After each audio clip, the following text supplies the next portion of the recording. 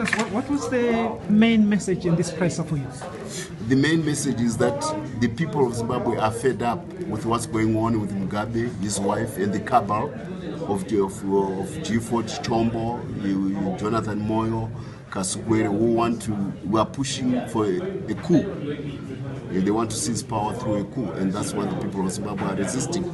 And we, the war veterans, have become the focal point because of our historical record, the respect which the people have.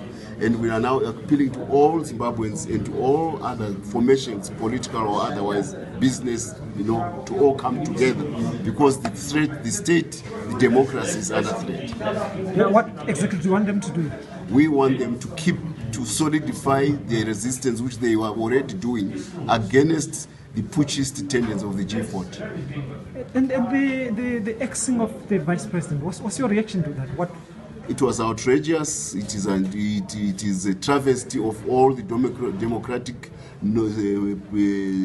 strictures which ZANU-PF should be practicing as in a national democratic environment. They are tearing the rule book, the constitution of the party, and throwing everybody, not only him, thousands and thousands of the other people out of the party. That is wrong. We have a dictatorship and a oligarchy which has run amok. It has to be arrested. But some can argue that, it is his prerogative to fire and hire. What's your take? Zimbabwe is the product of a collective sacrifice by its population.